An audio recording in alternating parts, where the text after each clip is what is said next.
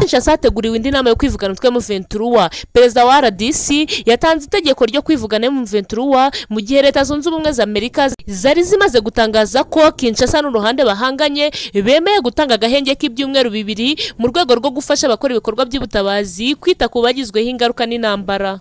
Ni mu gihe ku ruhande rw'umutwe M23 bamaze gutangaza ibibababaje kandi bagaragaza n'icyo bakora mu gutabara abanyekongo muri iki gihe cy'agahenge k'ibyumweru 2. Bana natwe twinjirane muri izi nkuru zikomeye ku mutekano, politike na diplomasi. Ukande subscribe n'ukora buto mutukukore no kunzogera tubashe kubana mu makuru atandukanye mbagezaho ngo ikaze. Perezida Félix Antoine Tshisekedi wa Repubulika ya Demokarasi ya Kongo kuri uyu wa gatanu yayoboye inama yibanze ku bibazo byihutirwa byerekeye ku mutekano muke wo mu burasirazuba bwa RDC. Ni inama yabereye mu ngoro ya Tshisekedi. Iyi nama yitabiriwe n'abarimo Minisitiri w'Intebe wa RDC, uw'umutekano w'imbere mu gihugu, uw'ingabo, uw'ububanyi n'amahanga ndetse n'uw'itangazamakuru n'itumanaho. Iyi nama yabaye nyuma y'indi kitaraganya yabaye mu cyumweru gishize. Tshisekedi yahuriyemo n'abasirikare bakuru mu ngabo ze nyuma y'uko umutwe wa M23 uhanganye mu ntambara na FARDC wari umaze kwigarurira umujyi wa Kanyabayonga. Nk'uko byatangajwe n'umuvugizi wa guverinoma ya RDC Patrick Muyaya, yatangaje ko Tshisekedi hangayikishijwe n'umutekano muke ukomeje kugaragara mu burasirazuba bwa Kongo, by'umwihariko ifatwa rya Kanyabayonga, ibyatumye ashiraho task force ishinzwe umutekano igomba kumukurikiranira uko ibintu byifashe muri ako gace.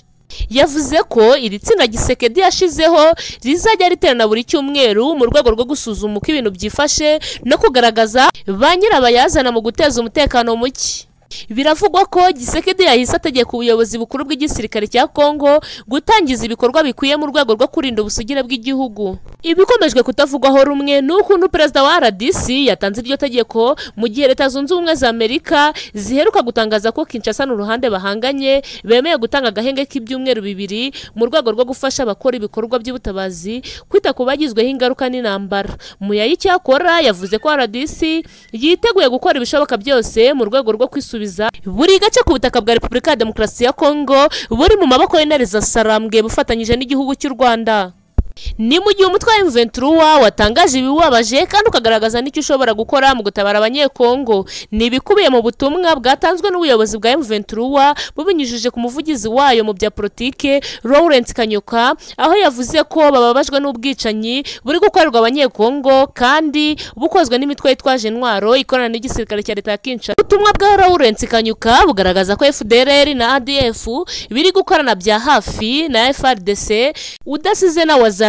Ibyo bikaba biteye impungenge kuko ubufatanye buri hagati y'iyi mitwe bukomeje gutuma habaho urugomo rurenze bikaviramo kwica abaturage b'inzirakarengane. Laurent Kanyuka yagize ati, twamaganye twivuye inyuma ibikorwa by'ubwicanyi bikorwa hashingiye ku irondabwoko bikorerwa abasivile bo muri Rubero, Butembo ndetse no mu bice bihakikije.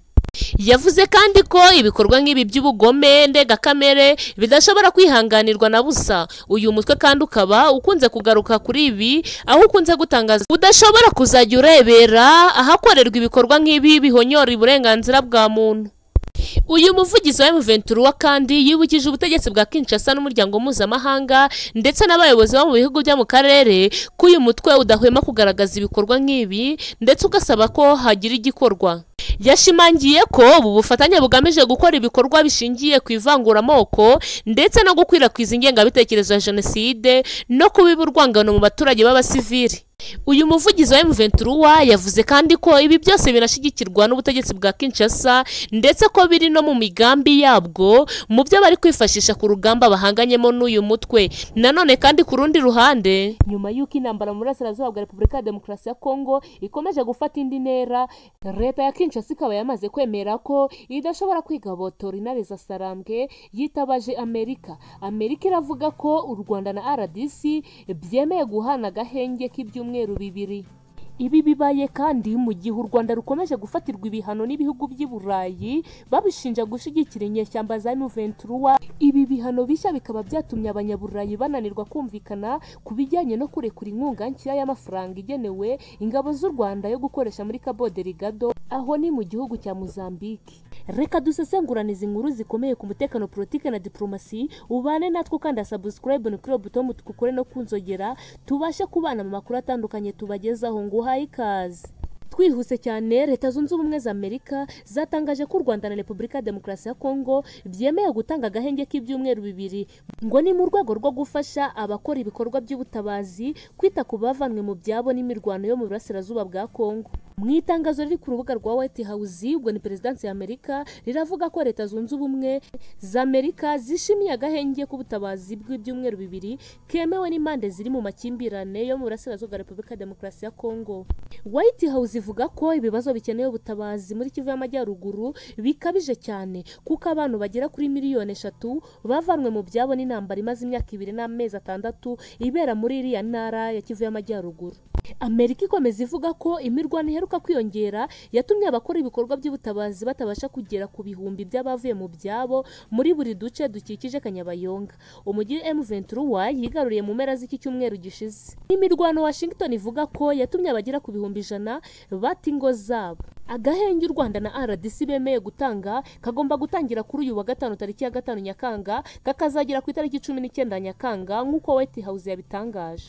Bimwe mu bikorwa bigomba gukorwa muri iki gihe cy'agahenge, impande zihanganye ngo zigomba gucecekesha intwaro zazo zose kandi bakemerera abavuye mu byabo gutahuka ku bushake ndetse no gufasha abatabazi kugera ku baturage bababaye kurusha abandi. Amerika ivuga ko guverinoma ya RDC n'iy'u Rwanda zagaragaje ko zishigikiye aka gahenge k'ubutabazi k'ibyumweru 2 mu rwego rwo korohereza abaturage batishoboye bakomeje guteseka ndetse no gushyiraho uburyo bwo gucubya burundu umwuka mubi wo mu burasirazuba bwa RDC. Amerika yongeye gushimangira ko ishyigikiye ibiganiro by'i Rwanda ndetse n'imbaraga guverinoma ya Angola ikomeje gushyira mu gushakira umuti amakimbirane y'igihe kirekire yo mu burasirazuba bwa Kongo.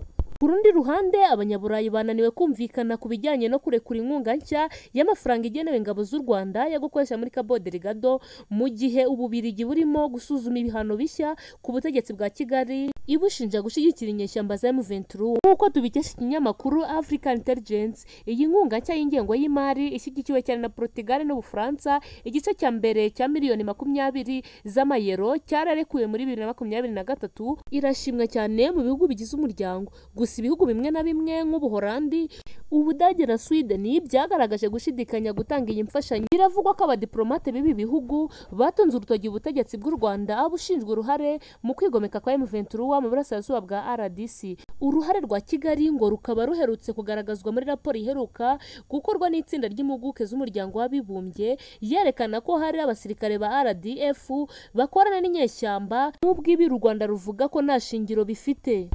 Abanyamuryango kandi bemeje ko ari ngombwa kwagura ibihano by'ubumwe bw'Uburayi ku bayobozi b'u Rwanda bagize uruhare mu ntambara ya M23.